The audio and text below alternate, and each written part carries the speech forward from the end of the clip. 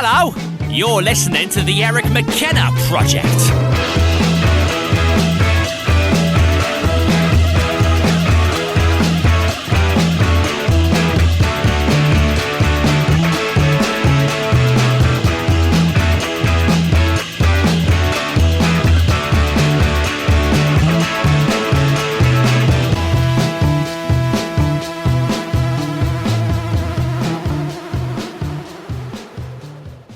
Go into it, man. Okay. Thank you for being here, buddy. Yeah, no problem. Thanks for having me. I am so confused because you are into so much. Yeah. Your fingerprints are all over the place, and just when I keep digging, something else comes up. Yeah, understood. We'll get into what we call the comfortable deep dive. Get some background on you, but what's up with the car? You are a car guy, huh? If there was ever a car guy in my sphere, I think it's going to be my new friend here, Rod. You are a car guy. I am. Yeah, I grew up. My dad used to take us to car lots on the weekends, and we would walk around and just check stuff out. And then, as I got older, I built model cars, and then started collecting model cars, and then. When I moved to Florida when I was in my early 20s, and I worked for an exotic car magazine, and I test drove cars and then wrote articles about them. And, how cool of a job is that, eh? It was super cool, man. And I kicked the door down to get in there because, I sold cars. So I sold cars, and then I sold motorcycles, and then I did finance. Okay. And so, what kind of cars? What kind of cars did I sell? Exotics? No. I did like Chrysler. Monroeville Chrysler Plymouth was my first gig at like 18. Okay. Yeah, after working with my dad for years and years. All right. So when I moved to Florida, I had this job, and they sent me to race school. Really? Yeah. They sent me to race school, and I got I just started driving all kinds of exotics, and it just kind of spiraled from there. So it's always been like an underlying theme in my life. You just can't get away from it. I can't. I love it, man. I love it, truly. What's your favorite make? Personally? Yeah. That's a good question. I would say,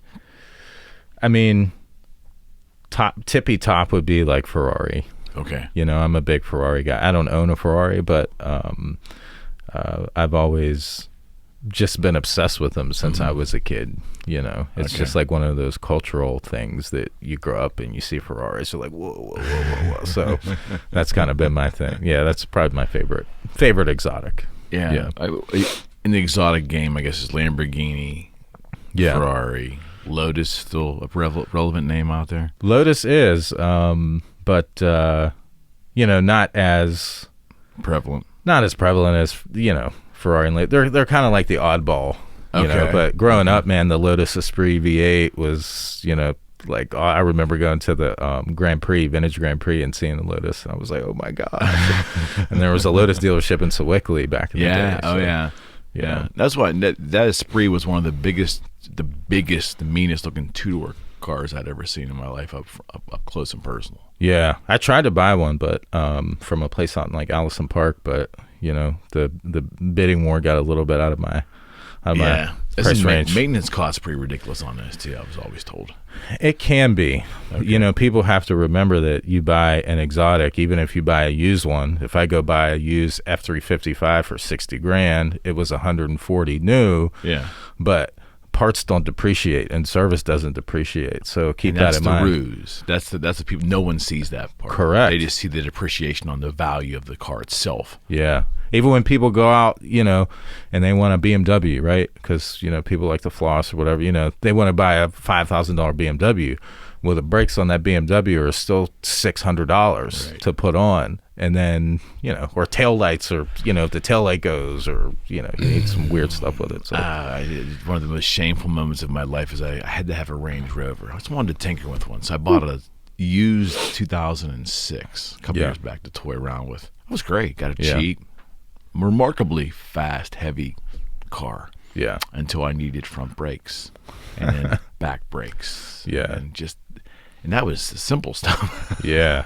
The maintenance costs just it was too ridiculous. I didn't factor that in the purchase price. Correct. Yeah. Then that air ride suspension or whatever they have. I mean, all that stuff is just, I mean, it's punishing to try to maintain that stuff. So yeah, if you can't buy it new and you can't comfortably buy it new, then you probably shouldn't be in that vehicle, because if you can comfortably buy it new, you can comfortably afford to have it maintained.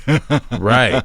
Yeah, and keep that in mind when you're buying imports and exotics. Just that service doesn't depreciate. And parts never depreciate. If anything, they go up. Yeah, because of scarcity, right? Right. Supply and demand. So, for instance, like I have a 98 Jag XK8 on my car lot, right? And the headlight was, it had the condensation in the headlight. So my brother, who's my mechanic, was going to try to fix it. And he's like, bro, you can't fix this thing. It's mangled. We have to get a new headlight assembly. Well, the only place to get one is from Jaguar. And it was $1,000 for the headlight. For the headlight assembly, yeah. So just keep that in mind, folks. Just keep that in mind. That's just crazy. It is. Yeah. I had a buddy of mine. Now, this is going way back, but in the mid-'80s, I was working at a place where a guy was a car guy, and he had a 70 Monte Carlo he was redoing. Yeah. Now, this would have been mid-'80s. And he bought a chrome tailpipe cap, just like this long, but it was actually factory Chevy. Yeah. And it had the box and stuff like that. And back in the mid-'80s, this part was like $700. Holy crap, man. And I'm not saying he got it from Chevy, but he just got it from a collector or something. It was ridiculous. And it's all scarcity. And I'm like, I didn't make $700 a month back then. But that taught me right away that it's supply and demand when it comes to car parts, right? Yeah, absolutely. That's just good. Yeah. So nothing obviously has changed. Your background, are you Pittsburgh native? I am. Okay. Yeah. Grew up in Churchill. Went to Central Catholic. Right. Got kicked out my senior year with like 6 months to go. Ouch. And then graduated from Woodland Hills. Okay. Yeah. Got kicked out with 6 months to go. Yeah, I was a troublemaker as a kid. I was very I was a troublemaker. That's all right. That's all right. My parents, I'm one of 7, and so my parents have told me on several occasions that I was the worst out of the 7. You know what I mean? I was spirited, right? That's a nice way of probably putting it. Right? Yeah, I was spirited. Yeah, there were some escorted nights home by the police, and lots of trips to the hospitals, and things like that. Yeah. Calls from the principals, special conferences, all that kind of stuff. So you made parenting fun for them. I did, yeah. I just put them through their reps, That's That's a nice way of putting it. Yeah, I'm sure they appreciated it. Yeah. Might not have appreciated it then, but I'm sure they appreciate it now. Yeah. Entrepreneurial bug, I have to ask you, is that something you got when you were young?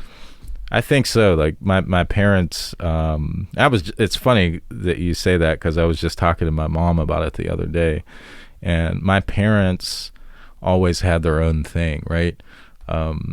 So my dad is an optician, and he had his own optical business, kind of like a Pearl Express type thing, growing up. So he had that. My parents had a daycare. They bought an old school and converted into the daycare, and the Penn Hills cops would come and they trained their dogs in there because it had lockers, and so I was always around it, but my parents struggled, right, financially. Okay. And they would always take the leap, but they could never quite grasp the concept of running a business long term. So I learned a lot about, operating in the business and learning how to deal with customers. I was 14 years old, with a lab coat on, talking to people who were 35 or 40 at the time, helping them, try on glasses. That's and stuff. A big advantage, though. I think going forward for a younger person. Anyway. Yeah, absolutely. So I think and I was digging into this the other day, like, why am I wired up this way? And so you kind of have to like reverse engineer everything. And so like that is the beginning of my like entrepreneurial like itch. Right. And then when I was like 16 or 17, I started a business called like Burrell Holdings or like Burrell Enterprises, something like that. You know, it wasn't like for real, but you know, I went and filed my paperwork and everything. And Sounds like it was for real to you at that time. It was for real to me at the time. Absolutely. You know? So I've just always, like, even when I was like 16, I was giving my dad like marketing advice. Like, Dad, we need to go take these flyers and put them here and here and here and do this and do that. So that's great. It's just been in me, and it's taken a long time to come to that, I think, truth about myself. Because over the years, I've been a absolutely terrible employee for that exact reason. Because, you know, entrepreneurs are generally like, we're renegades, right? Right. We don't want to be told what to do, how to do it, when to do it, why to do it. And that does not play well with, you know, corporate America, corporate structure, you know. Not at all. So there's been a lot of like push and pull over the years until I really understood, you know, why I was that way and what I needed to do to, you know, to not fix it, but to understand it and to kind of move forward. Before we move forward, one of the things that I believe as I look back at my own entrepreneurial life, but even in my own corporate life, is I learned very early the essence of customer service and human interaction. And some people at that time would chide me, say, "Oh, you're just kissing ass," you know. But I was about pleasing the customer, because I found it to be very easy. Yeah. And what a great way to earn a living, as opposed to getting dirty with my hands. I could, you know, that was a white collar work to me. But I recognized right away, though, that the way to something better for me was going to come by just being nice to people. I realized that right away. But it didn't come from family entrepreneurship. Yeah. So it sounds like it came from. Does that resonate with you at all? That concept of just having to be nice to the customer, give customer service, and understanding that early. Do you think that served you well? Absolutely. I mean, my dad was number one at that, because my dad didn't know jack crap, man, about business. Okay. But my dad knew people, and he understood how to talk to people, and he understood how to like dissect what people wanted and then talk to them in a way that helped him get what he wanted. Right. So that was probably the biggest thing I learned from my father, was how to deal with people. And my dad was always extremely nice, extremely polite, and it was always about the customer, you know. Right. And at the end of the day, that's what it's all about across a lot of things. Like when I write a story, it's about the reader, you know. Absolutely. It's not about me and whether, you know, somebody likes how I write or whatever. You know, I write stuff that's going to hit home with the reader, you know, and it's not about anything but the audience that you're serving. No question about it. Right. No question. It gets back to a couple of things. One, I think Zig Ziglar said that if you help enough people get what they want, you can have everything. And that's a broad concept, but there's a lot of truth to that. I mean, the more people you help get what they need and want, absolutely, you don't have to worry about. You don't have to worry about what comes to you. It just follows along. It does. It's value. It's value. Absolutely. You're giving people value. And why is that such a hard concept today? And I don't want to pick on young folks, but why is that a harder concept today, I think, for people coming up to grasp onto than maybe that my generation? You're not that far behind me. Right. But why is that harder today, do you think? Why the immediacy all the time now? Well, I call it the American Idol Society, right? Okay. So back in the day when American Idol first, you know, it was the first of its kind, right? And then people would do all this work and then they go on television, right? Or people didn't do a lot of work and then they got on television, they became famous. Okay. And so I think our culture inherently has that kind of push button mindset where they think, well, as long as I can get on TV, as long as I can do this, as long as I can get to where this person is, then I can make it, or I'll be famous, or I'll be rich. But they don't understand the hours of work or the time and effort that's put in to actually doing things.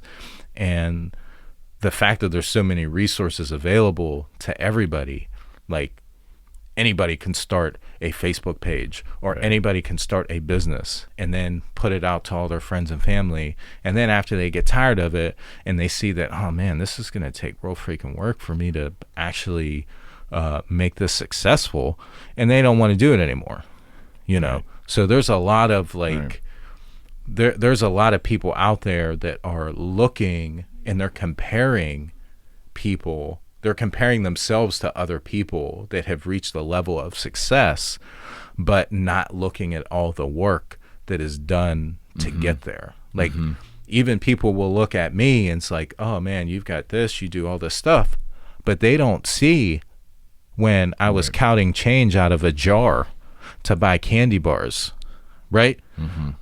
Like literal, like, hey man, I need to, you know, gather up 75 cents. And that was a treat for me. I was excited to have that 75 cents to go get a candy bar from Walgreens. You know what I mean? Like they don't see that stuff. They only see the end. And people are just impatient nowadays. And I think that's, to answer your question, I think that's the biggest thing. It's impatience. So how did we become so impatient? Do you think it all just kind of like meshes together? So a combination of social media, a combination of maybe, I don't know, education, lack thereof. I don't know. What makes the mindset go? Because I would think the internet had to play a part in it naturally, because before the internet, when I grew up and dating myself, you know, we get the lectures about how hard you needed to work and you needed to do this and that and this and that, and things are tough, kid, and yada, yada, yada. And then, you know, you were willing to put the time in because you really saw another example of not doing that. The people that were successful were like, you never saw them because all they were doing was working. Yeah. Is that still the same optic, or are we in different? I think things appear real today, but they're not. Correct. Like the optics are very skewed. Like, in what is success, right?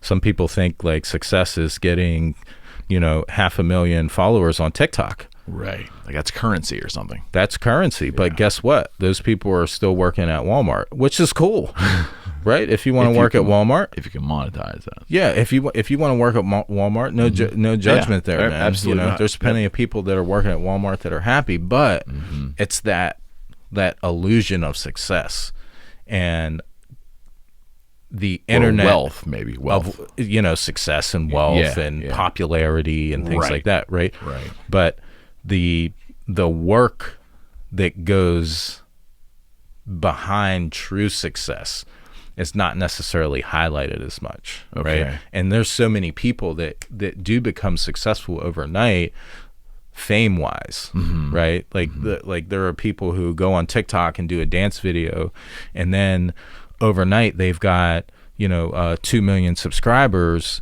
and they have some sponsors, but there's also a back end to that as well. Like people are like all these TikTok people that are getting sponsors, like they're just getting codes, right? They get codes like, hey, use my code Jenny227 at this and you'll get 20% off, and they get a cut of that. Yeah. But most of those people are still working retail jobs. Certainly. But people don't highlight that kind of stuff. Well, it can be an illusion. I mean, it's all an illusion. And that's what's really interesting about. It started with the web early in the mid '90s. It started there, but social media, getting research for people that I would want to talk to, I have to really spend time digging down and driving down to make sure that what I'm seeing out there is reality. Yeah. I just don't want to. I don't want to waste their time either, but I don't want to waste my time. I don't want to, spin my wheels and not be interested personally for me. if there's no depth there. And I'll tell you what, it's getting harder and harder to see what's real and what really isn't real. And again, to them, it's real. I don't want to say that I'm discounting their belief in themselves or anything like that, but it's not hard to embellish your persona. Would you not agree? Absolutely. I think that there's a lot of insecurities out there with people, and that's what they hide behind. They hide behind the illusion of fame or wealth, or you have people out there renting cars to and taking pictures with them. I mean, there's the level is, I mean, it goes really deep on how people will mask their insecurities. Yeah, it's a lot. And again, I have a larger point of reference, because I can remember pre-internet days, then the start of the internet, and then the start of social media 15 years later. Well, MySpace was a thing, I guess, but 10 years later. And finding out something about somebody, you really have to, you really have to do your own work. Yeah, and probably it isn't that way just with people anymore. I'd imagine when you do a lot of, we had a guitar business. We sold guitars all over the world, and we would have to check and make sure that someone buying a guitar from Germany was legit. But if I had to do that today, I had to do this 15 years ago, where it was, dicey. I can't imagine doing it today.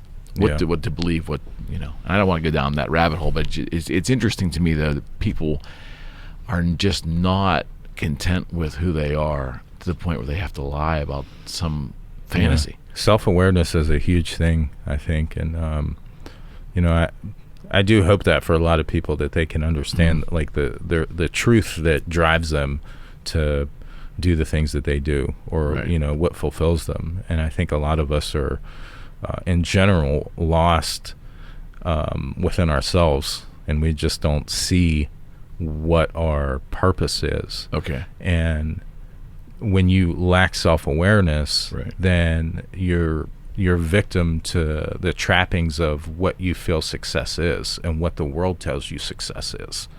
But success is not having, a big house and nice cars and like all that. Those are that's materialism. It's the trinkets. Those are the trappings, right? But our ultimate success is being happy within ourselves and doing what we love. There are people who are successful that work at Target, and they go home and they coach their kids, flag football league, and then go have a beer with their buddies at night and play Xbox, and they are completely content in that zone.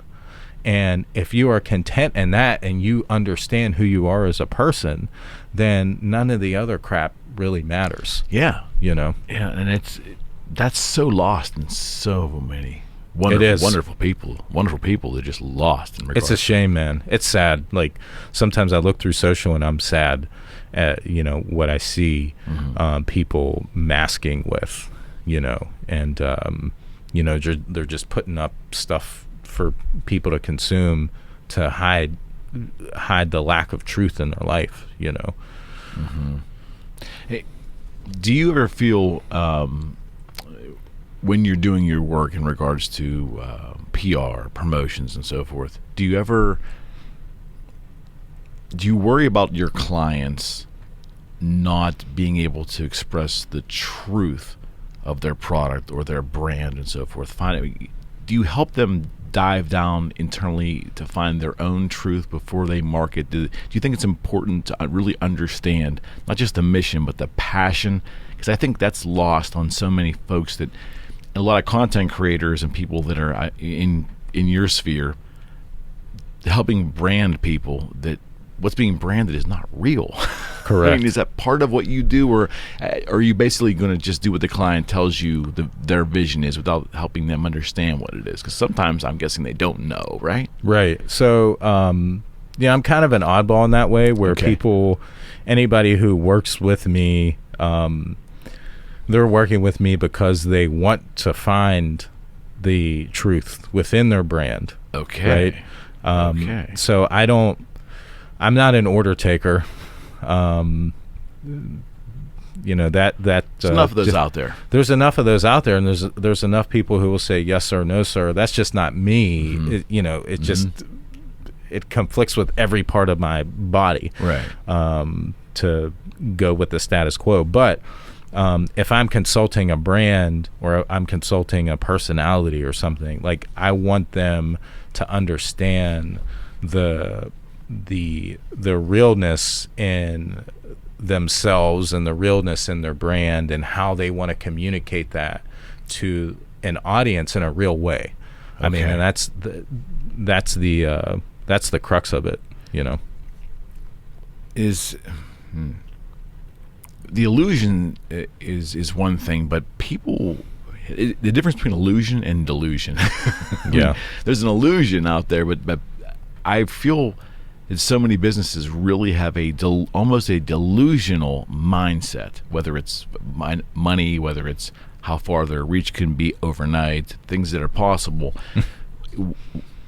How did this happen? Because it seemed like we've gone from rational thought to, when it comes to business and marketing, to literally nutso stuff. There's always was outliers, Rodney. So let's say, a unique thing happened to someone in business 15, 20 years ago and they hit it big. That was the black swan. There was a unicorn, right? That was something in your mind 15, 20, 30 years ago you didn't key on. Wow, that was really great for that person, but that's not reality. You kind of could rationalize that. There's too many folks now that it's flipped. They expect it to happen. Yeah. Or even like that's possible. It's possible, but it's like hitting a lotto. I mean, it's possible, but you're 1 in 30 million, right? Right. So there's a especially in the small business world, there's like a knee-jerk reaction. Like you hire a marketing company and you want to throw, okay, I have $500. I'm going to throw it at this, and this. And if it doesn't work in the first 3 weeks, then I don't want to do it anymore. Right. So that I've been seeing that for years. Okay. With small businesses, and just I think it's because small business people in general, the majority spend all of their time building their business. Okay. Right? Okay. So if you're Joe the light bulb guy and I make Edison bulbs, then you're going to make all the Edison bulbs that you can, right? Right. And you're going to make the store what you think the store should be. But then there's the other component to that, which is actually telling an audience that, hey, I'm Joe the light bulb guy, and I want to tell you why this stuff is so cool. And a lot of small business people don't focus on that, nor do they take any time to learn it. And so then you're at a disadvantage because right. You don't know what Facebook ads are, you don't know what Instagram ads are, you don't know what a tweet deck is, and you don't know what LinkedIn ads are. And so then you bring somebody in that is most times predatory. No question. On the fact that you don't know that. No question. And then they give you all these BS numbers and algorithms and metrics, vanity metrics, that really don't translate into what the small business owner wants, which is sales. Yeah, making money. Right? And so they come in and they're like, rah, rah, rah, we're going to do all this stuff. You give me a $3,000 a month retainer and we're going to get you rolling. What they don't tell you, that it's going to take 6 months to a year to build. And they know that going in. But a lot of predatory people will come in knowing that it's only going to be a 3-month thing before the small business owner gets frustrated and say, hey, none of this stuff's working. Or goes out of business. Yeah. Right? Yeah. So I think it's a balance between understanding your business craft, but understanding the marketing side. You have to know what's out there so that you can gauge the metrics on your own, and you know how to gauge somebody else. Like, how do you know that somebody knows what they're doing? That's the biggest problem, I think. Yeah. I mean, because everything's still the space, that's the word that folks use now. That space is still relatively new. It's still evolving. And you have to compete, obviously, in that space. Mm-hmm. How do you convey the differences of what you do with Burrell? It's a Burrell Media Group. Yeah. I saw BMG and I started thinking about the publishing company. Yeah. I'm sure you get some confusion on that. Yeah.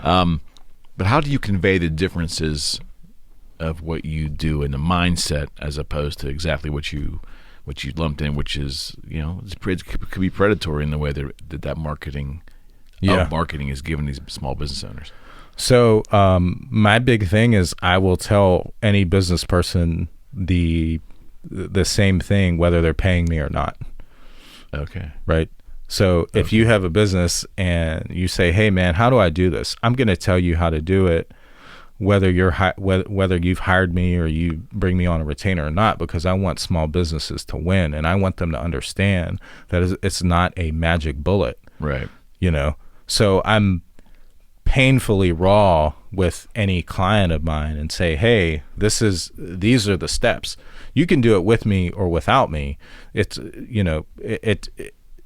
there's no bearing on my life one way or the other, because I never helped businesses for the money. I never did PR for the money.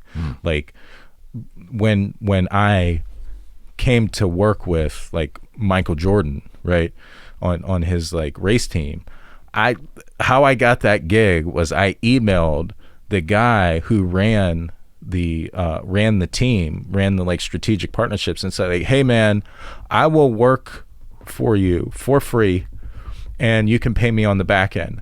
I just want to help get sponsorships for you guys. And that's it. He emailed me back in like 15 minutes. This was amazing. This was in like 2005, 2006. And I was like, hey, yeah. Amazing. And I ended up introducing them to Tap Out and Playboy and a couple other potential sponsors, Gillette. But like that's always been my philosophy, is like bring value to people. And if you bring value above everything else, and even above that, I want people to be successful. Right. I want everybody to be able to eat, whether they're paying me or not. Yeah. So I had a lady in real estate call me. I took a call with her about a month and a half, maybe 2 months ago. And she was asking me, okay, what are the things that I need to do? Because she was looking for a PR person. Right. So when I talked to her on the phone, it was not about like trying to close a retainer, because if I wanted to do that, I could have. Right. And I could have pulled all the little strings and said, okay, yeah, I'll do this and do this and do this for. We are gullible sorts. Right. Yeah, because they want that, but it's no doubt. They want the sales. They want they want to win. So so I sat on the phone with her for an hour, probably an hour and a half, and laid out every strategy for her. And I was like, go do it. Right. And if you need help, then call me back. But if you don't, I think you're perfectly capable of doing the stuff on your own. That's very generous on your behalf, because it's giving of your knowledge and time. Yeah. To do that. But what is my time? I'm not. I don't know. I don't know where you find. I don't know where you'll find any, man. I don't know where you find any. Yeah. I have to ask though, because it's so crazy for me to talk to anyone that's working with promotions today in this social media era, because it's my mind still explodes, because the numbers, I can see how people get taken. Absolutely. Because the numbers can be distorted, which numbers could have always been distorted in going back forever, but it seems like now especially people are just more gullible. Is it because they don't understand what's going on, really? Yeah. The way they're being marketed to every day? Correct. Yeah. People just don't know. They don't know what to look for, right? Everybody puts value in like Vanity Metrics. Like, a marketing guy comes in and says, Eric, man, your podcast got, 3 million impressions. Mm-hmm. Well, okay, that's a big number. Where to come from? Where to come? But a lot of people don't know what that means. Yeah. A lot of people are trained over the past like 5 to 10 years to look at likes, to look at follows, yes, to look at engagements, and those things really don't mean anything. They at the end of the day they don't. But marketing companies have now placed a huge focus on those vanity metrics, like a premium. Yeah. And the reason why people aren't winning, it looks sexy. Yeah. But they're not winning on the back end because those marketing people don't really know how to target the correct people. Right. You know, I can go write an article and put and spend $500 to boost that article and get 200 likes on it. Right. But it not mean nothing. A thing. Right. But look, I got 200 likes. Your brand's getting out there. You're doing this. You're doing that. But at the end of the day, if I want to sell shoes, then it doesn't help the transactional part, and people are really focused on that vanity part and not the transactional part. Now, there is obviously you need to build your brand, right? But, there's a big component to that in building brand and providing value, but you still have to sell stuff. Yeah, you still got to eat. You still have to eat. Yeah, and I think that's the crux of it. That's the hard part that doesn't feel good to early entrepreneurs on the web because they get the glossy stuff. They get that reaffirmation that people are looking at their stuff. Their photos came out great. Everything's you're looking like The Rock, but you're not eating like The Rock. You're not. And you know what, man? I will post stuff on Facebook or Instagram and whatever, and it'll get a lot of likes, a lot of words of affirmation, all this kind of stuff. But guess what? No one has bought one freaking thing.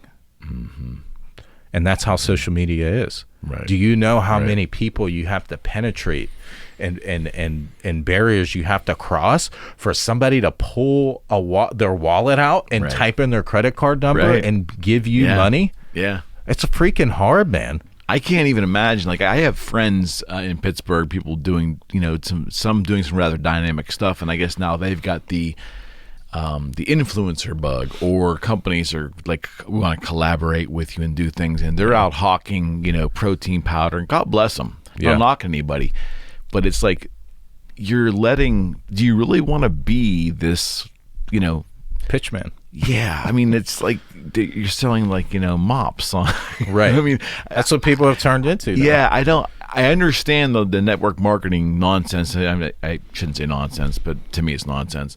But the multi-level stuff, it is nonsense. Yeah. But it's turning people. It's changing the way, as a consumer and a friend, I end up viewing people. Absolutely. When they turn into human commercial. Yeah, because you never know what to trust. For products, yeah. Yeah, you never know what to trust.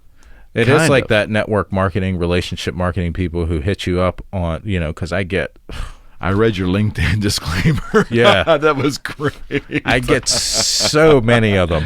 And for me to put it in my profile, you're pretty frustrated. Yeah, and it just happens all the time. They're like, "Oh, hey man, how's it going?" Blah blah blah. But everybody's got the next thing. I know, man. Everybody's got the next thing. I get it so being in real estate, we get the lead hawks. Yeah. There's a guy right now, and I'm sure he's a wonderful guy, but he's from one of the big. There's only 2 or 3 or 4 of them that market leads to us. He will call me 10 times a day. I am not kidding you. I don't know. Here's the thing: they use these dollars now, where auto dollars. Yeah. So the number's coming from Glenshaw, then coming from Trenton, then coming from Washington. So I don't know who it is. They spoof the call. Yeah. So and there's a part of me that because I'm a realtor, so I'm picking that stuff up because I'm thinking, maybe it's a referral. That's how I get you. But there's no integrity in that. That almost makes me not want to do business with that firm, because it's like an example you said, that's predatory almost to a degree in some weird kind of way, isn't it? I call them out every time they do that. Anytime somebody calls me and it's like a 412 number, I will ask. I say, "Where are you calling from?"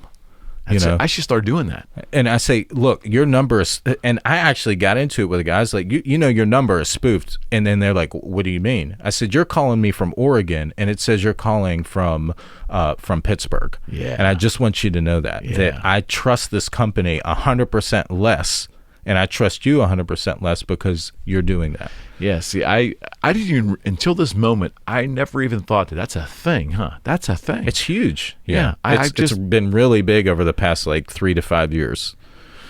Yeah.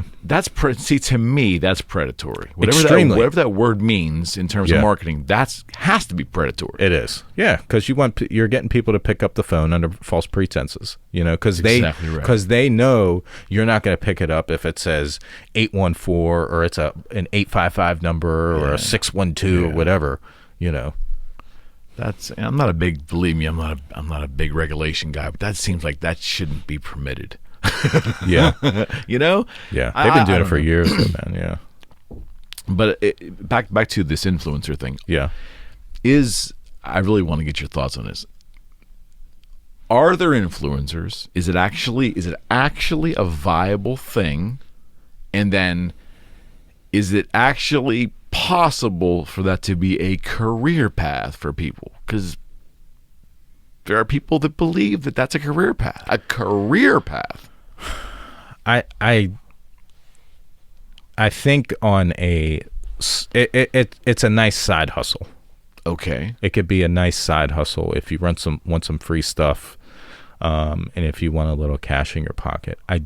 I do not believe that it's a career path, simply because after you dilute your brand so much, you spend so much time building your brand, and then all you're doing is selling people stuff, then guess what? They start tuning you out like they do the commercials, and like they skip the YouTube pre-roll ads, and they skip every other ad, and they fast forward through it. That's all they're going to do with your stuff. So I think that if you do it on with tact, right? Mm-hmm. If you're more tactile with it and you're using brands that you actually believe in, then I believe it's a good thing for the brand and for the influencer. Right. But if you're if you're like, hey, Rodney, I'll give you, $500 if you tell me about this light bulb. Like, okay, you know what I mean? Like, and now I'm the light bulb guy, but then another guy down the street's like, hey man, I got this bottle of water, it's infused with CBD and friggin' mushroom cloud stuff, and I'm that guy. So a lot of influencers are taking that bait, and all they're doing is turning into the guy in New York City. Right, with the watches, and they open up the jacket, and they got, what do you want? Toothbrushes, I got Rolexes, Gucci, all that kind of stuff. So and I see a lot of that now, and it's kind of frustrating, because I've seen influencers build up good brands with their content that they're creating, but then they start pitching all of this stuff, and I think it really dilutes the brand, and at the end of the day the consumer does not trust it because they know that they're getting paid to do it. Well, certainly. Right. Yeah, it's kind of the only thing I can relate to that would be looking back into my life before the internet days, and it was the Avon lady or the guy down the block selling Amway or something, But you knew what they wanted. You're right. See the problem it's not that being hidden. Right. See, the problem I see with influencers is that it's kind of like mask. Right. It's like not the true intention, right? Like, I thought the true intention was to entertain your audience, but it's not really anymore. You want me to buy this light bulb so that you can get a 15% kickback, And do you really like this freaking light bulb? No. It doesn't. There's no connection to Coke, that. Pepsi, they don't care, man. They'll pitch it all. So so that's different than, let's say, because someone might say to you in this conversation, they can come back and say, well, The Rock, he's doing whatever he's doing in regards to marketing products, the alcohol and that's all his stuff, though. Right. That's the differential. That's the difference. Absolutely, right. It's his. Absolutely, man. That's him trying to get more That's him doing his thing, man. He's building his brand. He's building his brand. It is his brand. Absolutely, when you're man. hawking someone's products, that's not your brand. It's not. Yeah, you're becoming a, absolutely, man. Like, if there's anything of mine that I can pitch, I will pitch it. You know, like I always have this yellow sweatshirt on, and it says "Drink Indie." You know, that's like my clothing line. Right on. You know, right on. And I always, you know, when I'm recording videos, it's not that I put it on purpose, but I wear it a lot. Of course.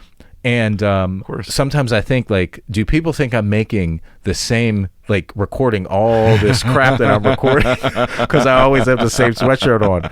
But, you know, I just wear the sweatshirt a lot. But I think if you're pushing your own stuff, it's a lot different. There's more integrity there. There's more integrity there than, you know, like that guy. I just see some of these are good friends of mine too, and they're doing dynamic stuff, but they're onto this, whether it's like, again, protein powder, CBD, clothing. I don't knock the drive. I don't, because I will give tip hat to anyone who has drive. Yeah, they're hustling. Yeah. I just worry that they're going to start being looked at differently by other people in their sphere. Yeah, and get dismissed at some point in time, depending on how they maneuver that influencing thing. You know, yeah, it's a slippery slope. It is if you get too deep in the waters with it. I think you still have to, like, I think you can pitch responsibly. Okay, and still providing good content, and then pitching accordingly. But I really believe that people should pitch brands that they believe in or that they use. At least, certainly. At minimum. But there are people that pitch stuff just because they get it for free in the mail. Yeah.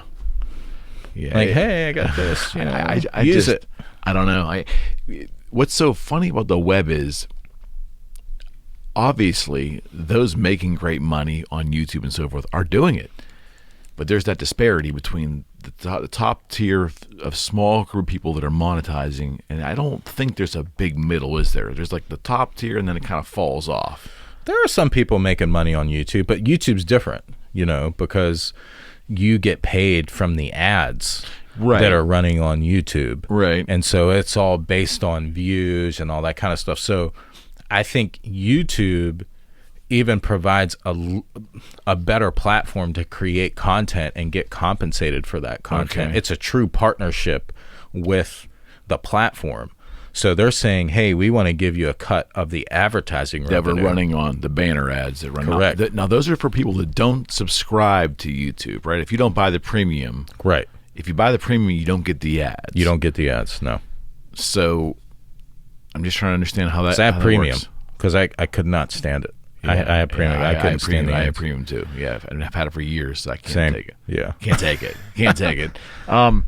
But where I was headed with that was, you know, like Joe Rogan's program. When I would listen to the audio only, which was rare, there was the commercials in the beginning, and it's just human nature. You just fast forward through that stuff. Yeah. I'm not unique. Everybody's doing that stuff. So yeah, absolutely. I mean, obviously, it has to be working. Like if Rogan says, you know, use this ass wipe, so people do it. Right.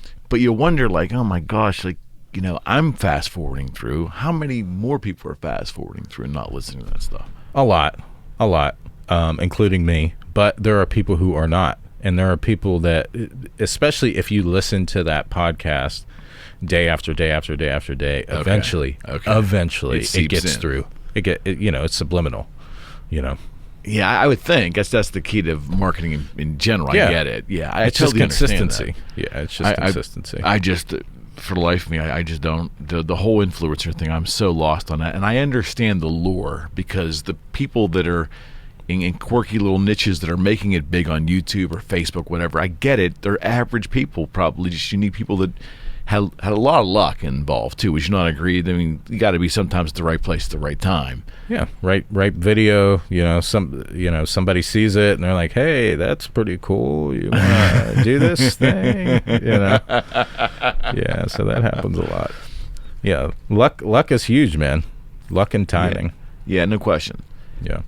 In regards to marketing in general, though, because when you're working with, let's say you're working with a small to mid-sized company. I'm not saying like an influencer, let's say like a realtor or a one-man show, but a small business.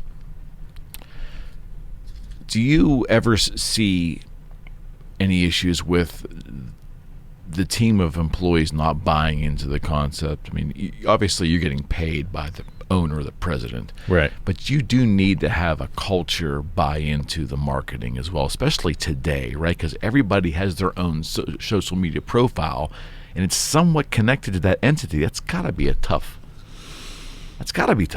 It is, and true change has to come from the top down in any organization, and a lot of times if the leadership is misguided and they're not in tune with their people and what drives each one of their people to be more successful within that organization, then most times marketing initiatives go left, right, back, and front, and no one's ever really on board, but they have to listen because they're getting a paycheck. Okay.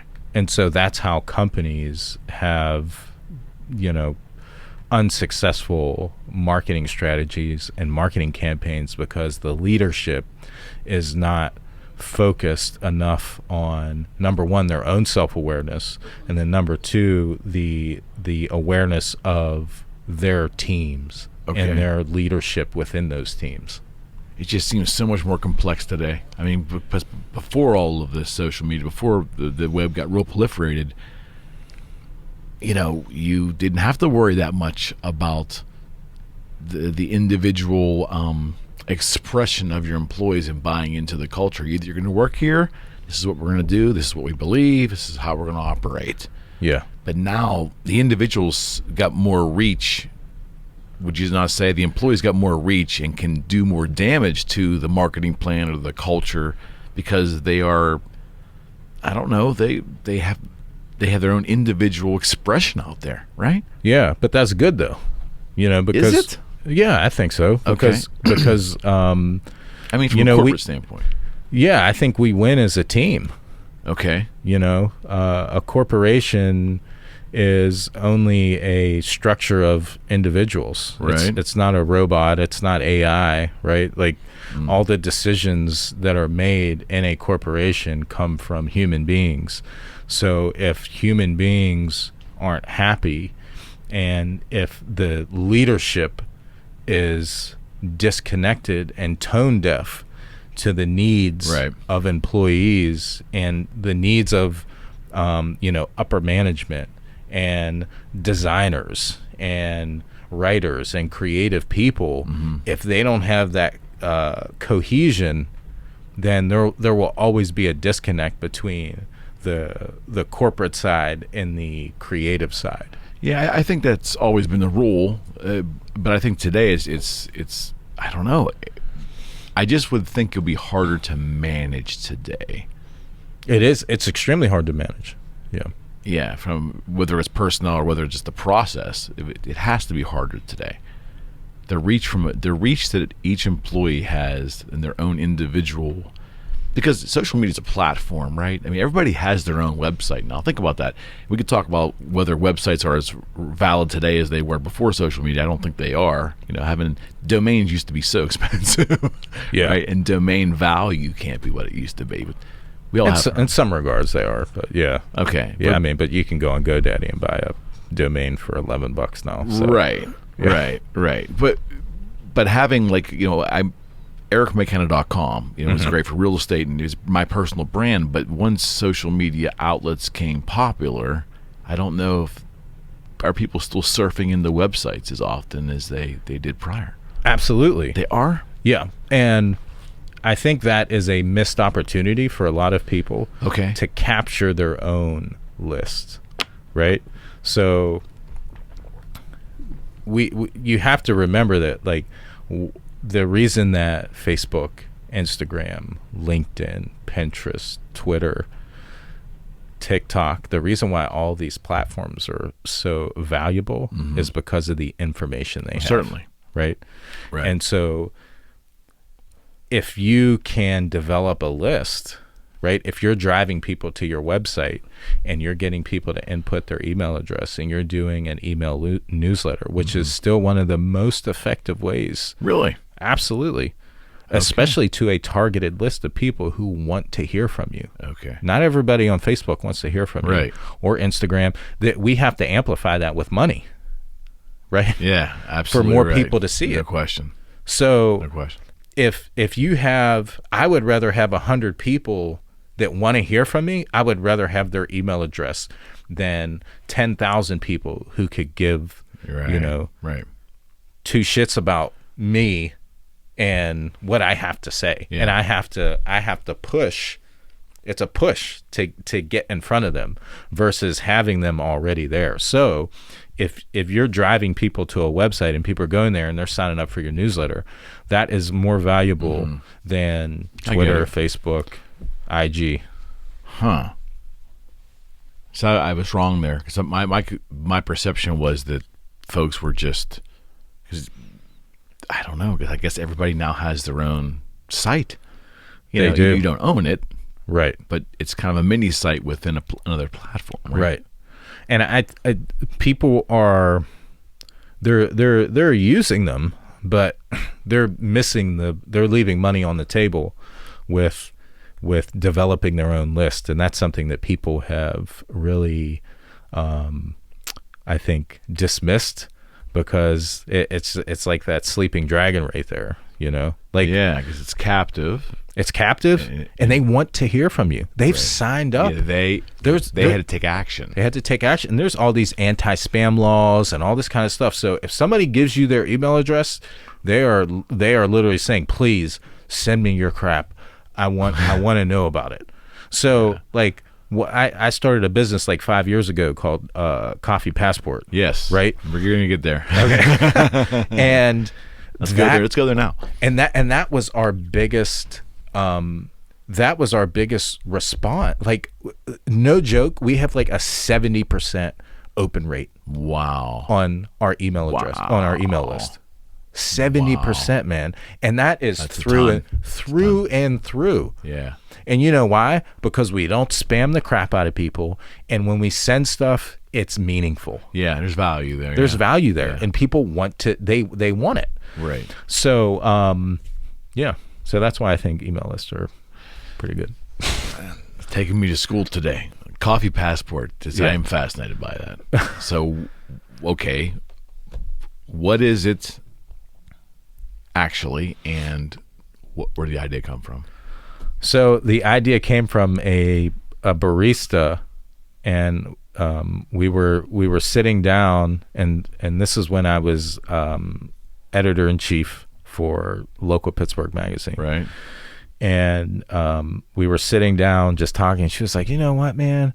I had this really cool experience when I was in Chicago, and they had this like passport thing where, people could, visit other coffee shops." And I was like, "Oh man, that's really neat."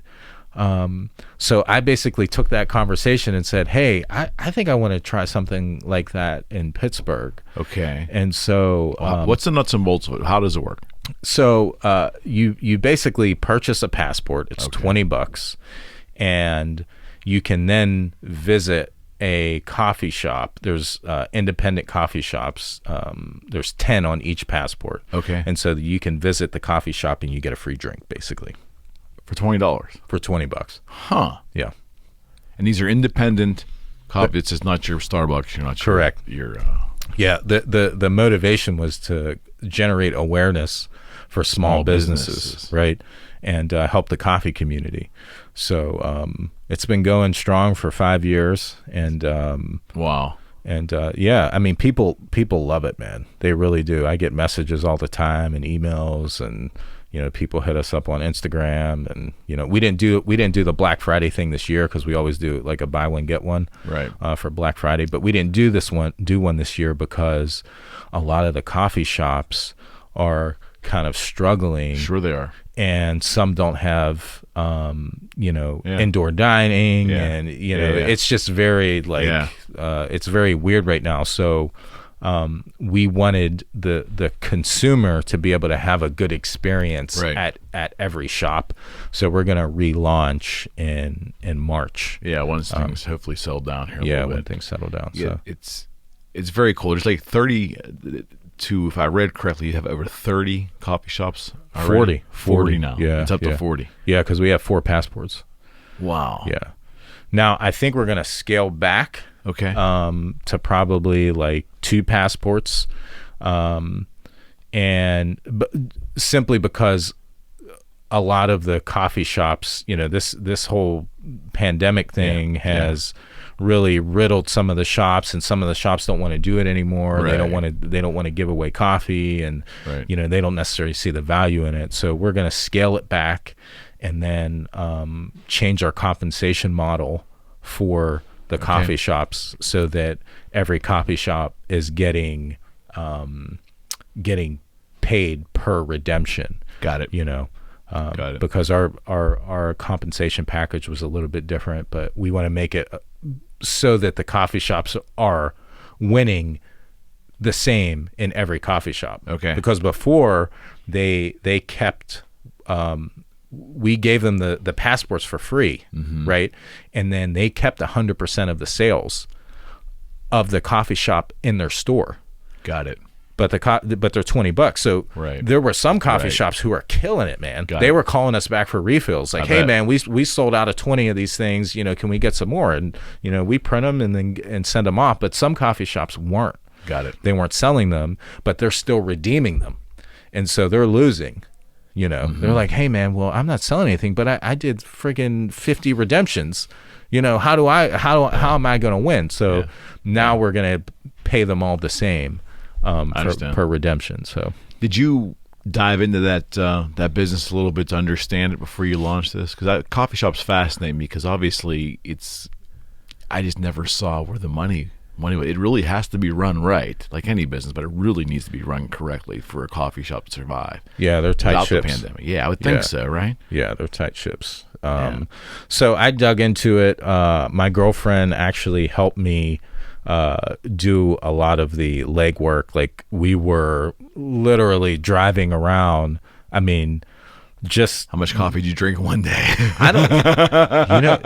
The crazy thing is, man, I don't even drink coffee. Really? I'm not a big coffee person. Okay. She drinks a lot of coffee, but my thing was like chai tea lattes. That's all I drank at like every shop. But we drove around to 60, 70 coffee shops over the last 5 years. But in the beginning, like, it wasn't a proven concept. Right. So people were like, well, who the fuck are you, man? You know what I mean? Like, what do you mean a passport? What is this, Groupon? I mean, like I bet. Like, people were like, yeah. Some people were like really like mean to us, man. Really? They were. That's like, man, get out of here. Like, man. Really? Yeah. Some of the shop owners were like, kick a can down the road. Okay. But anyway, we eventually got like our espresso amano in Lawrenceville. They were the first one to sign up. All right.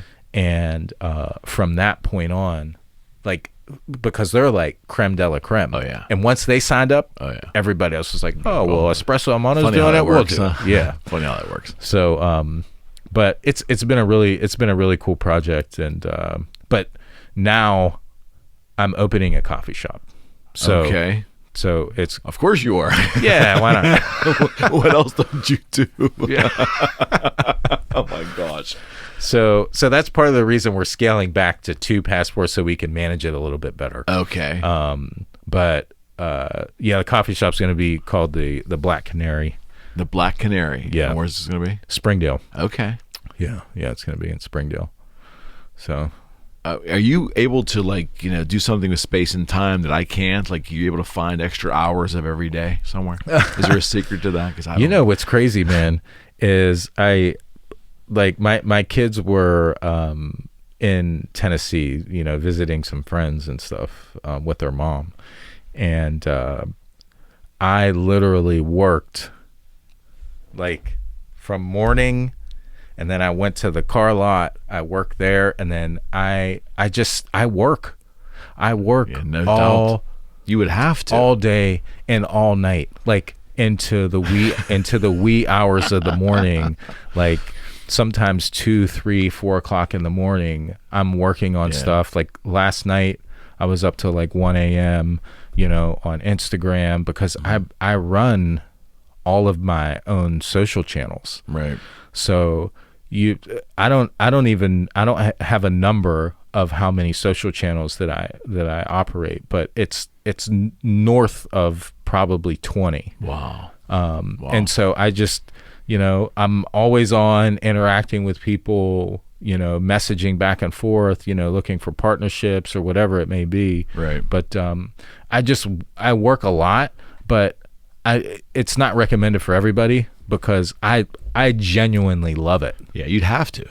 And that's what I do. Like, people are like, well, how do you relax? Well, that's how I relax. Right. I mean, I obviously I get it. I obviously do things for like self-care. Like I work out every morning and that kind of stuff. I play tennis, all that kind of stuff. But my happy place is on my computer, on my phone, like just doing your thing. Yeah, grinding it out, man. Just researching, whatever it may be. So that coffee passport, is that scalable for other industries or other let's say not other industries, other I don't know, kinds of restaurants? Or we thought about it. So booze.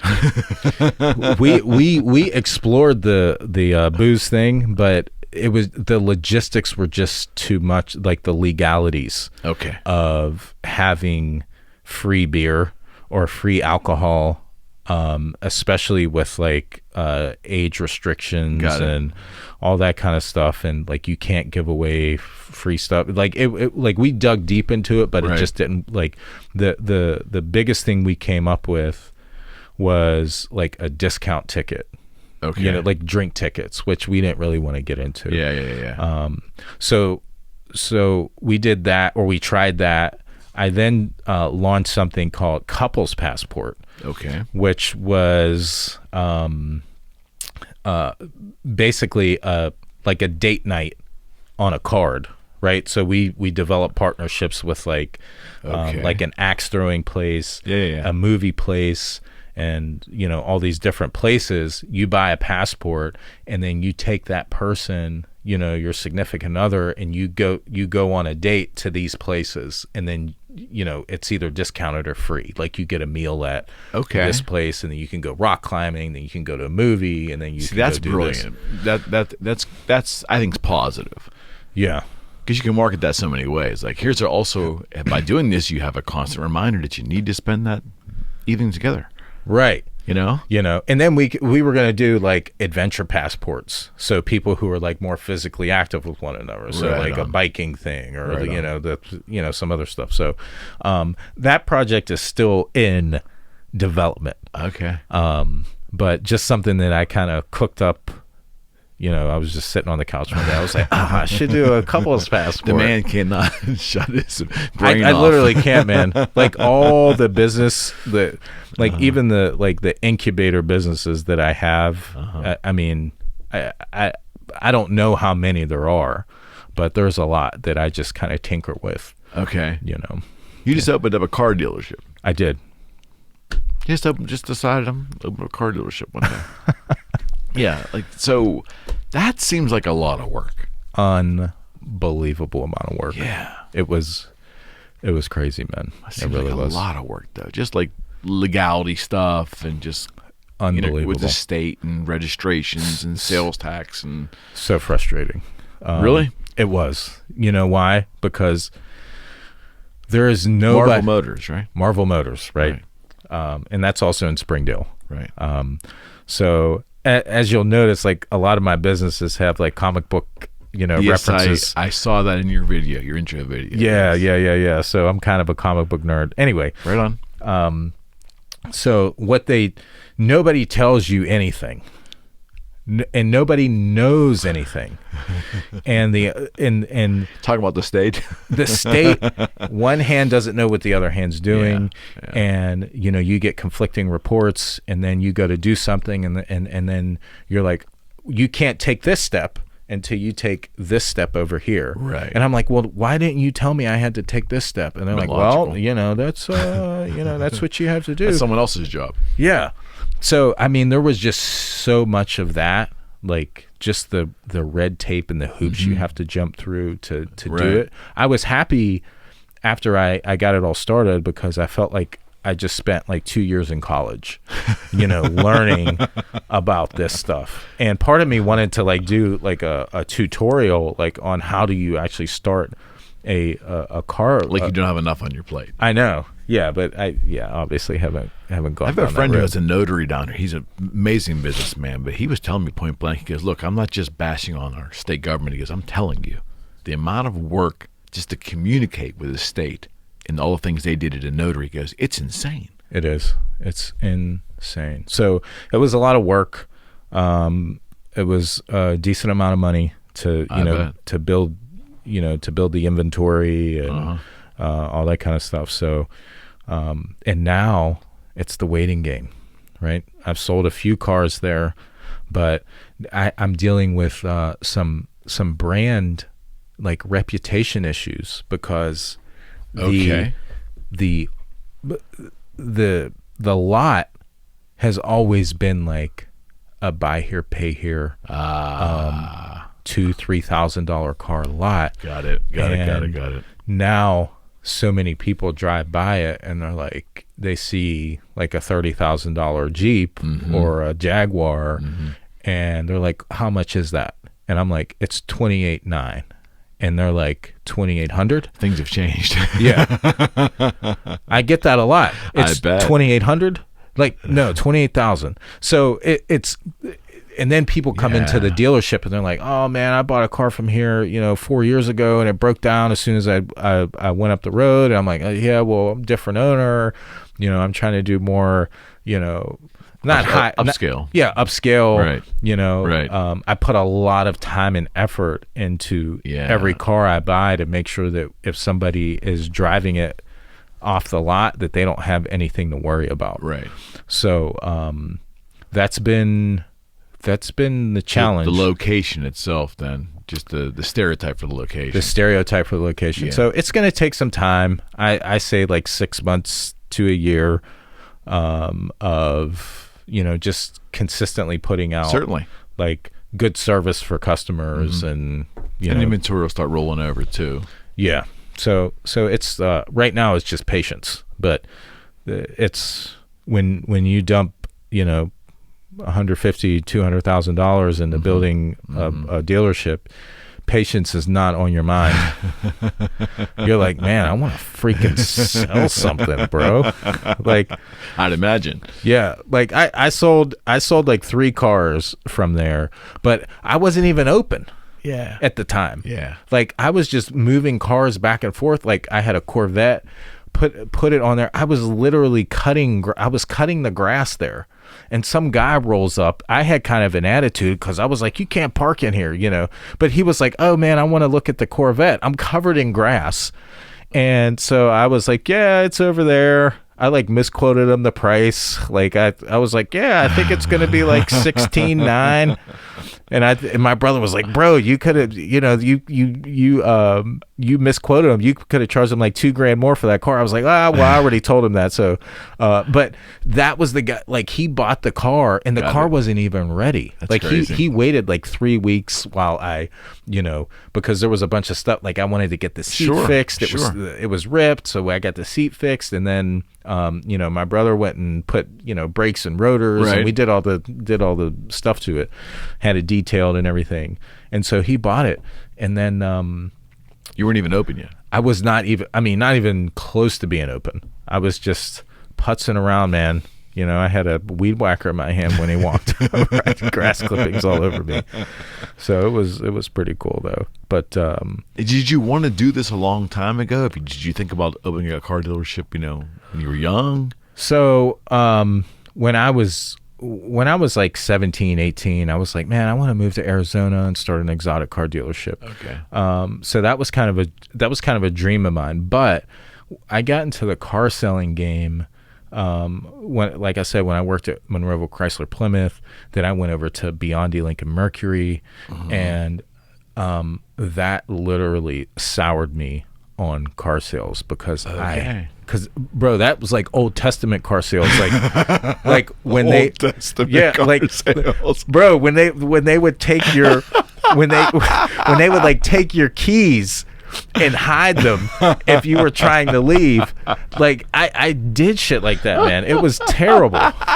That's great. Yeah. And I was young too, so I had all these like OGs in there, man. Like 60, 70 years old. I mean, bro, there were guys snorting cocaine in their offices. I mean, it was like a movie. Like when I look back, it was like a movie. They could have made a movie about that. Yeah, man. It was nuts. So like that really soured me on like the car business, or the culture of the car business. And then I got into like, when I moved to Florida, I got into like motorcycle sales, and then I got into like F&I. And how was bike sales for you? I loved it because I rode.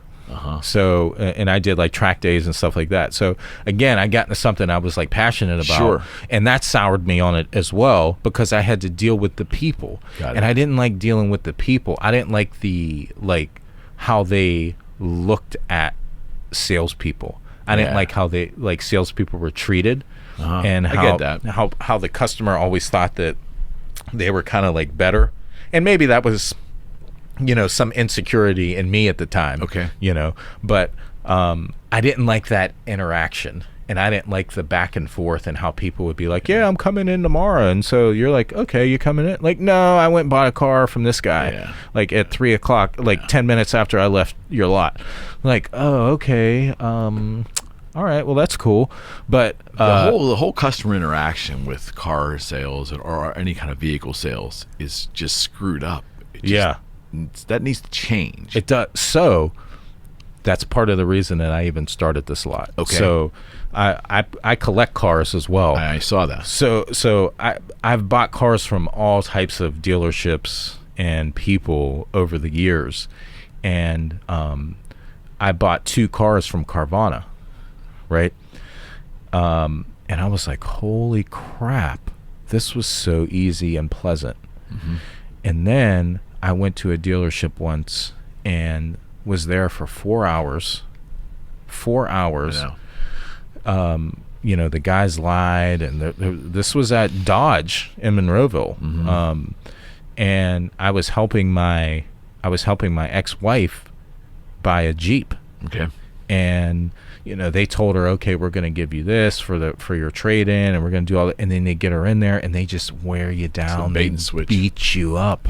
4 hours. I was so angry. I was literally yelling at the managers. It's terrible. And you know, I'm a keyboard warrior sometimes too, so I wrote this nice long review on, you know, on Google.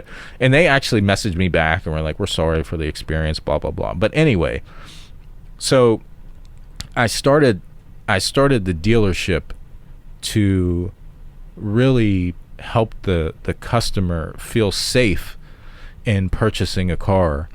Because like I don't want people to feel like they're getting taken advantage of when they purchase a vehicle. I also don't want people to worry that when they buy a used car, that when they drive down the lot, the wheel's going to fall off. But that's happened, like crazy things. And I've bought like expensive cars. I bought a BMW i8 from A&L Motors, and it was one of the worst experiences of my life. Really? Yeah. And it was just like the back and forth and the things that were wrong with the car and the stuff that they said they were going to fix, but they didn't. And you know, and I said, you know, I hate, you know, I hate going through that kind of conflict. And when you're spending that kind of money, you shouldn't have to go through that kind of conflict, whether it's $5,000 or $50,000. Right. You know what I mean? Right. Like, and dealerships, a lot of dealerships do it, and they cut corners for $1. No question.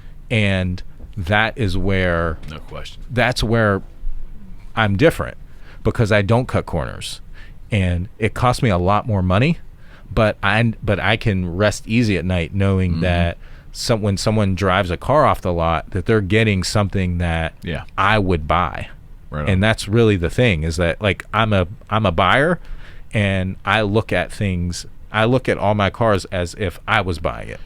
Got it. And I fix them that way. Well, I've had 2 experiences with Carvana, and the process is definitely a lot easier. Yeah. No question.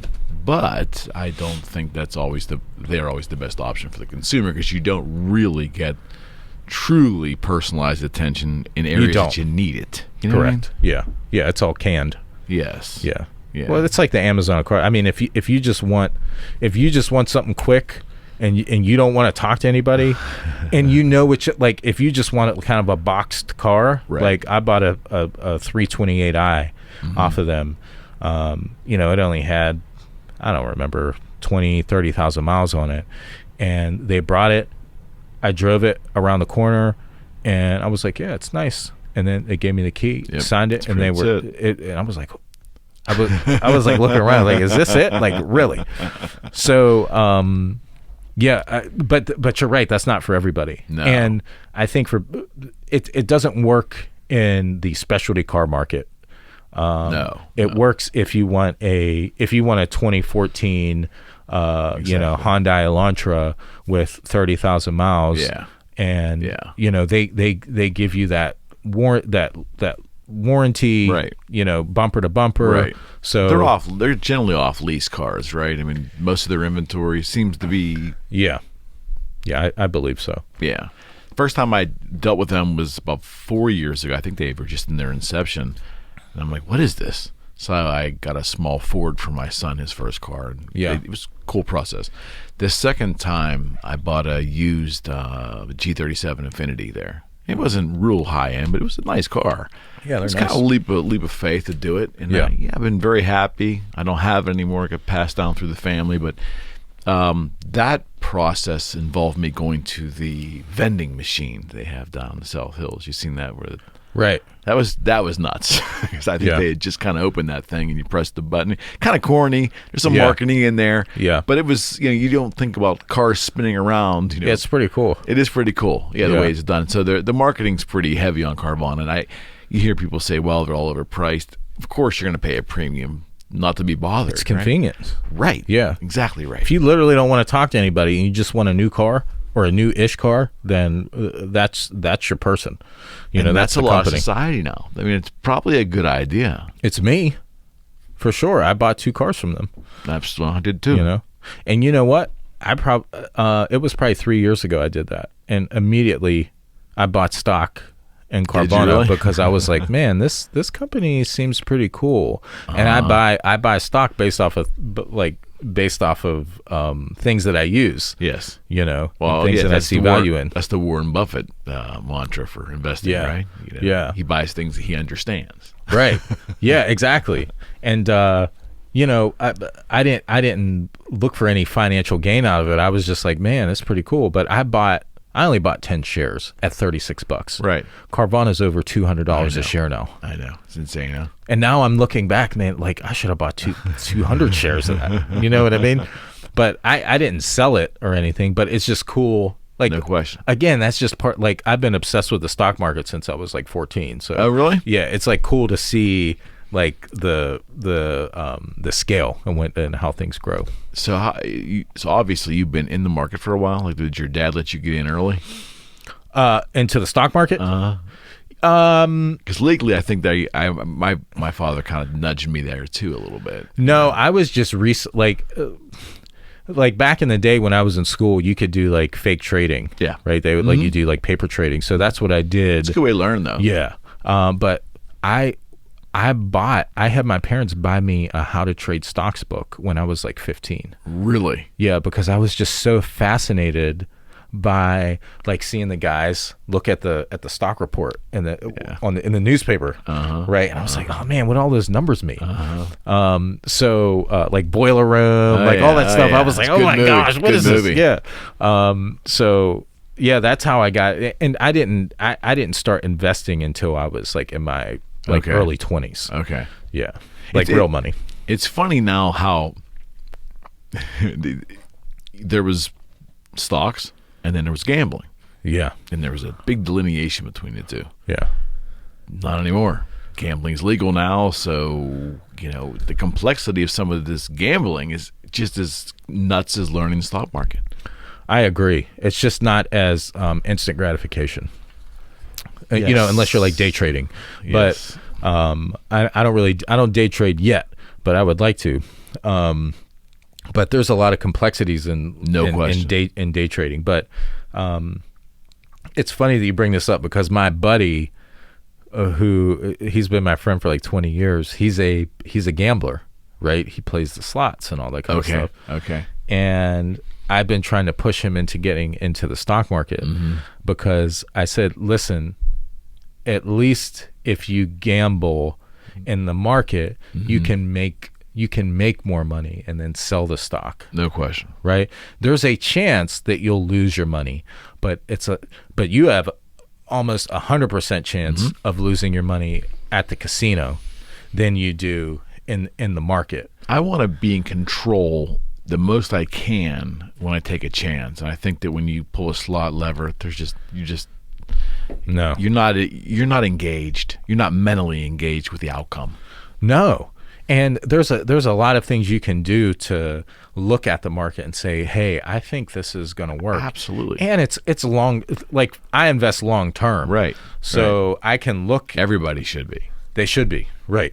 And I look at the market, like if I buy something now at 36, I'm like, oh man, that might be worth something 3 years from now. Right. So I'm just going to sit on it. But too many people try to beat the market. No question. And they lose that way.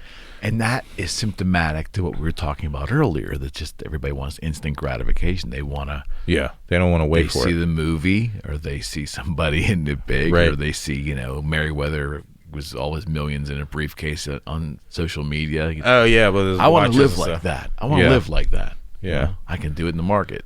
There's always an angle. It's gambling or it's the stock market, or it's selling something. It's got to be easy because someone else is doing it. Right. It's not. It's not easy at all. No. But the similarity between legal gambling today and doing the stocks, I mean, I remember getting lectured as a kid. I used to ask my father, I said, Dad, what is, cousin Johnny down there taking the Monday night numbers? Yeah. How's that really any different than, looking at the index, doing that? Yeah. It's a mentality too. Well, one's legal, one's not. Well, right. Yeah. I mean, right. Point of entry is just, it's just so easy now. Yeah. And I think that, I think it's a mentality. Meaning? So the mentality of the person that goes into Sunoco and gets a scratch off versus the mentality of somebody who does research on a company and buys stock is extremely different. No question. So that person who, and I'm not trying to stereotype people, but that person who walks in and gets a pack of Marlboro Lights and, has $36 in their bank account and gets a scratch off, that is the mentality, in a large part of the mentality in the casinos. No question. You know what I mean? The lottery is built off those people. Right. It just people that play the lottery in volume every day. Yeah.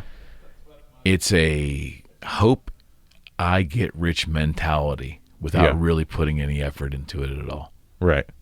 I'm not saying it's right or wrong. I'm just saying that's that in that mentality, that group of people who believe that have built the lottery. Yeah. Really? And those people go broke. Honestly, that consumer goes broke. That's why they stay in the casino. My buddy, no question, he's won $10,000-$20,000, and you know what? He's gambled it all back away in the same night. And I'm like, dude, what are you talking about? What are you doing? He took me to the casino once, no joke. I put in, and I wouldn't get. I was like, no, you have to give me money to gamble because I'm coming here with you. So he gave me like $20, right? No joke. I put in $5, and it was like $1 push, right? I cashed out. I was up like $3. I was like, boop, and I cashed out, man. He was like, "What do you do?" And I didn't gamble any more than I was like, "Man, I made $3 and didn't do anything." Yeah, that's the mind of a business person there, though. See, an entrepreneur. That's the mind of that. Yeah, I suppose. Yeah. No, really. I mean, there's something to that. You'll relate to this because you can take the analogy and apply it to any product. But I will tell you that I just love guitars like you can't believe. Guess right? Yeah. But man, once I realized that I could buy cheap and I could resell for a profit, I didn't really love them that much anymore. They became a commodity, a product. So my question is to you, did that happen to you with automobiles? Because it sounds like you've had a love with cars forever, but once you were able to turn them, did you just kind of start looking at them as, a product? No. My brother did. And he tells me that all the time that my cars have ruined his love of cars because he sees them from a different angle, right? He is fixing them and all that, seeing all the problems with them. Right. Like I'm seeing them from a different angle too because I'm investing the money into, fixing them. Okay. But I think I have more of a love of cars because I understand them even more now than I did before. Right. Okay. Like, because I can now, and this is cool because I can go look at a car and say, I can look at the paint and say, well, that's going to cost me $600 to fix. I get that. That seat's going to need fixed. That's going to cost me $250. And so now I can dissect cars a lot more. And I think I have a better appreciation for them. And then when someone comes in and they look at the car, I can tell them all this stuff knowing that, hey, I did this, I did that, I did that. And so I think people see the genuineness. And the passion. Yeah. The passion. And I think that being immersed in the guitar business and understanding guitars and tearing them apart and rebuilding them and talking to people that know how to build them. And so, yes, my passion was there. Now, cars much more complex, a lot more moving parts. Yeah. A lot more involved there, like regulations and licensing and all that stuff. Yeah. Much more complex. But the passion, I still love the instrument. I love to play, but for me, it really, I don't know. And maybe it was more of a commodity thing because I had to move way more guitars to make a certain amount of money as you would in the car business. Right. Maybe it's a volume thing. I don't know. Yeah. But I did look at it a little differently. Yeah. Well, yeah. Yeah. I could see that. Yeah. I mean, so when you go to get inventory for a used car dealership, the first thing the consumer thinks is auction. Is that pretty much where the supply of cars? Is that how they start? Like, will you start with the supply of cars you buy at auction, and then you'll take trade-ins and maneuver from there? How do you start the business? So I was a little bit unconventional, and I bought everything private party. Okay. So I didn't want to go to the auction because a lot of the auction stuff is junk, and they sell it. You don't know the problems. Interesting. They come back and the frame's cracked or it's just not where I wanted to be. You don't get a chance to, like, how does that work up there? Like, where is it Butler? How does that actually work? Do you go and you buy and you can't really evaluate? You just have to take a chance. Well, they give you a run sheet on the cars. So there's also like an online auction site called ACV. Okay. Where they give you 3,000 pictures of a car and they tell you all the things that are wrong with it. And they have like a color system. Like green, yellow, blue. So it's grading them. Yeah, a grading system. So you know kind of what you're getting, but you don't know what you're getting. Okay. You know what I mean? Like, it's a risk. It's a risk. For me, the private party route, people took care of their cars a little bit better. There was a lot more like emotional attachment to the cars. Now, it's a pain in the butt because you have to negotiate down to make a profit. Right. And a lot of times, like, you can't, you don't want to tell people that you're a dealer, right? Of course not. So people are like, well, what are you going to do with this car? I'm like, I'm just gonna, I'm just gonna drive it around for a little bit. Like I tell people, I collect cars. I collect cars. Well, you kind of do. I do. So that's not a full. That's mostly true. Right. What I'm buying the car for, but like people get like that's the difference. Why should it matter? See, I'm so impassive with that stuff. It shouldn't, but people like. And I've been buying cars from people and like, man, we went to a dealer and they were going to offer us this, but I'm not giving it to a dealer to take it and mark it up, $3,000. It's nuts, man. But they get so combative if they know that you're reselling it, and then they don't want to negotiate if they, it's just. Yeah. So I have to be careful how I say this because there is something I think when you're in the business of real estate, because there's something when you live in a house for 40 years, you kind of want to pass that house on to the next family. There's something romantically nice about that. Yeah. But for the most part, I'm as impassive as they come. If somebody had 6 guitars to sell and they're like, "What are you going to do with those guitars?" I was like, "What do you care? Yeah. I'm offering you this amount of money. Do you want the money or don't you?" Yeah. And when someone would buy something from me, I didn't. You didn't say, "What are you going to do with this?" And I've had other dealers, and you may encounter this. Maybe you have already. I've had other guitar dealers, high-end guitar dealers, that had special guitars, and they would tell war stories. Well, I sold this guitar, and that SOB turned around, and 2 months later sold it on eBay for $3,000 more. I'm like, well, that's awesome. I mean, I don't see where that's. I don't. When the sale's done, it's done, right? Yeah, yeah. What someone else does with something, God bless them. They can make more money. God bless them. I know. It's crazy. It's crazy, man. People just are so. There's no stewardship going on there. Yeah, they're so judgmental. If you're like, it's like a dirty word. I don't know. I mean, so yeah.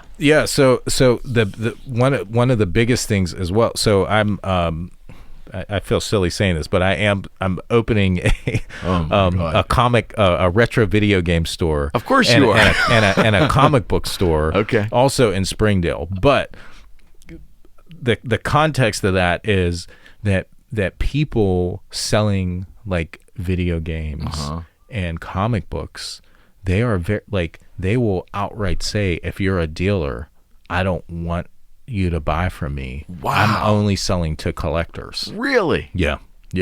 So people they do not want to sell, and if they know that you're going to put it in their store, because they're so attached to it. I just bought a lot of those Funko Pops. Yeah. So I bought a ton of those from a guy, and he was like, "You're not going to sell these, are you?" Oh, man. Because they're all signed.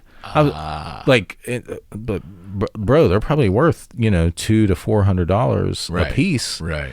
And he was like, "You're not going to sell these, are you?" I was like, I'm probably going to I'll just split. I think everything's for sale. That is so great. Everything's for sale, but they'll be on display until they sell. That is so great, man. Yeah. Yeah, and I'm telling you, Rodney, I can relate, man. I can't tell you how many guitars I bought. A lot, and the rock band Kiss just keeps coming back up into my life, but I ended up selling guitars that were a certain member of the band or 2 members of the band. And man, those fans that had those guitars but needed to part with them were so attached to those instruments, and I was just buying them for resale. You know what I mean? It's a product, and it's in good condition. I'll do a very fair sale. But, I'll take whatever the market will give me. But, man, they just want to know. Yeah.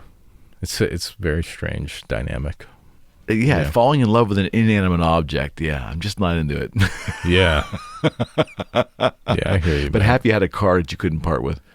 I have a Dodge Viper, and that was like my dream car as a kid. But I mean, it's not like they're so rare that I couldn't buy another one. So if somebody offered me something that I couldn't refuse, I would probably sell it. But it has its price. Yeah, everything has a price because there's always a price to buy it. That's exactly right. Like I can go get another one. So that's true. Yeah, that's true. But we definitely get it. Well, I think the non-entrepreneurial person, the person that's not wired, their brain's not wired that way. Yeah. that is doing a 9 to 5 or doing a steady income job and has everything budgeted out, their collectibles mean a lot to them because the way they can afford another one, they look in their existing financial pattern and it's pretty tough. Yeah. But the entrepreneurial brain gives you that opportunity to say, okay, well, I need to go make a couple moves and I need to do this, but it's possible. Yeah. That thing could re-enter my life at some point. Right. Yeah, exactly. It's a mindset. Yeah, absolutely. Yeah, I don't know, man. It's a lot of fun, man. Did you have fun? Yeah, I did. Yeah. Yeah. I'm definitely going to encourage you and invite you to come back and see me again for sure. Yeah, I'd love to. Yeah. Yeah. Because there's just way more to your story that we need to flesh out yet. Okay. I appreciate it, buddy. Yeah, ready for round 2. Yeah, you got it. All right, Rodney, I appreciate it. Thanks, man. We are out.